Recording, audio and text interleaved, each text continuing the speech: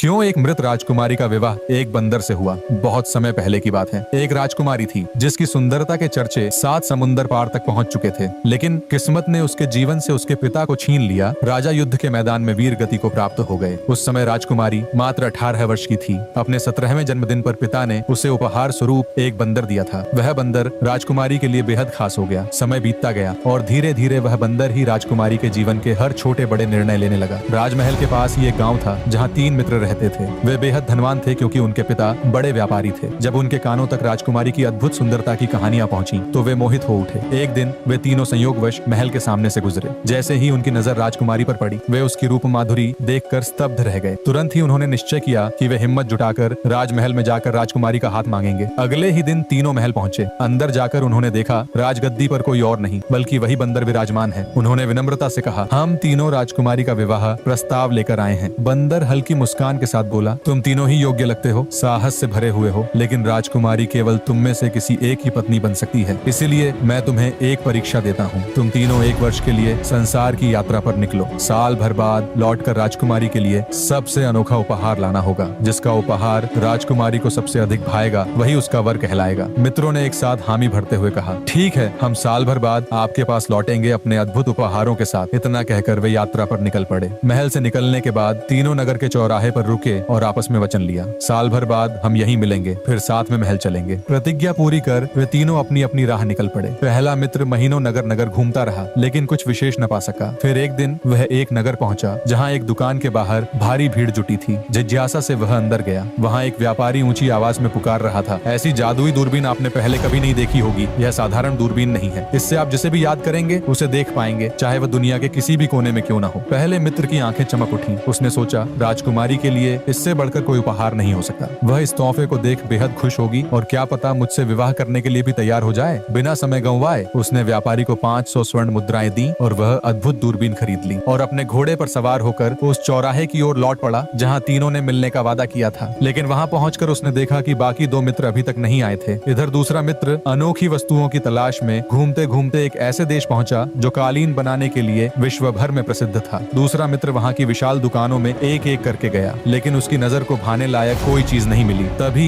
एक गरीब कालीन वाले की नजर उस पर पड़ी। वह आदमी पास आकर बोला, मित्र, तुम बड़े परेशान लग रहे हो, क्या ढूंढ रहे हो? दूसरे मित्र ने बताया, मैं ऐसी वस्तु की तलाश में हूँ जो सबसे अलग हो, कुछ ऐसा कि देखने वाला दंग रह जाए। गरीब आदमी मुस्कुराया और बोला, तो तुम यही चीज खोज रहे हो, मेरे पास यही है। उसने एक साधारण सा कालीन सामने रखा। मित्र ने हंसते हुए कहा, अरे, इससे भी अच्छे कालीन मैंने इन दुकानों में देखे हैं, यह मेरे किस काम का? तभी वह आदमी गंभीर स्वर में बोला, इसे सामान्य मत समझना, यह कोई साधारण कालीन नहीं है। इस पर बैठने के बाद तुम जहाँ जाने का सोचोगे यह तुम्हें तुरंत ही हवा में उड़ाकर वहां पहुंचा देगा। मित्र यह सुनकर हैरान रह गया। उसने तुरंत 500 स्वर्ण मुद्राएं दी और वह जादुई कालीन खरीद लिया। फिर उसी पर बैठकर नदियां, पहाड़ और घाटियां पार करता हुआ सीधे उसी चौराहे पर पहुंचा जहां पहला मित्र उसका इंतजार कर रहा था। दोनों मित्र गले मिले और अब मिलकर तीसरे साथी की प्रतीक्षा करने लगे। उधर तीसरा मित्र घूमते घूमते एक नदी किनारे पहुंचा। थकान के कारण वह घोड़े से उतरकर थोड़ा आराम करने बैठ गया। तभी एक बुढ़िया वहां से गुजरी जिसकी टोकरी में कुछ बेर भरे थे। तीसरे मित्र की नजर उन पर पड़ी और वह ऊंची आवाज में बोला, अरे दाई माँ, जरा कुछ बेर मुझे भी दे दो, बहुत तेज भूख लगी है, बदले में मैं तुम्हें 2 सोने के सिक्के दूंगा। बुढ़िया मुस्कुराकर बोली, अरे बेटा, ये कोई साधारण बेर नहीं है, ये तो 100 साल में केवल एक बार उगते हैं और एक एक बेर की कीमत 100 सोने के सिक्कों के बराबर है। यह सुनकर तीसरा मित्र दंग रह गया। उसने उत्सुकता से पूछा, ऐसा क्या है इनमें? बुढ़िया ने रहस्यमय अंदाज में कहा, इन बेरों में जीवन शक्ति है, अगर इन्हें किसी मुर्दे की जीभ पर रख दिया जाए तो वह भी फिर से जीवित हो जाता है। मित्र यह सुनकर गहरी सोच में डूब गया। उसने मन ही मन कहा, राजकुमारी के लिए इससे अनोखा तोहफा मुझे कहीं और नहीं मिलेगा। उसने अपनी थैली टटोली और पाया कि लंबे सफर के बाद उसके पास केवल 200 सोने के सिक्के बचे हैं। उसने वे सारे सिक्के बुढ़िया को सौंप दिए और बदले में 2 बेर अपनी झोली में डाल लिए। फिर वह तेज कदमों से चौक पर लौट चला। कुछ ही समय बाद वह वहां पहुंचा जहां बाकी दोनों मित्र उसका इंतजार कर रहे थे। एक दूसरे को देखकर तीनों खुशी से गले मिले। कुछ देर बाद बात उठी कि राजकुमारी के लिए कौन सा उपहार किसने लिया है। पहले मित्र ने कहा, मैंने एक दूरबीन ली है जिसकी मदद से मैं अपनी प्रियतमा राजकुमारी को दुनिया के किसी भी कोने से देख सकता हूँ। दूसरे मित्र ने कहा, और मैंने ऐसी जादुई कालीन खरीदी है जो मुझे जब चाहूँ सीधे अपनी प्रिय के पास पहुंचा देगी। तीसरे मित्र ने मुस्कुराकर कहा, मैंने ये अद्भुत बेर लिए हैं जिनसे राजकुमारी और मैं जीवन भर साथ रह सकेंगे। इतना सुनते ही पहले मित्र ने उत्सुकतावश अपनी दूरबीन उठाई और उसे महल की ओर फेर दिया, लेकिन जैसे ही उसने अंदर झांका उसका चेहरा पीड़ा से उतर गया। बाकी दोनों मित्र घबरा गए और बोले, अरे, तुमने ऐसा क्या देख लिया? पहले मित्र ने भारी मन से कहा, महल में कोई अनहोनी हो गई है, हर जगह मातम छाया है, सभी लोग जोर जोर से रो रहे रहे हैं और वो बंदर जो हमेशा राजकुमारी के साथ रहता था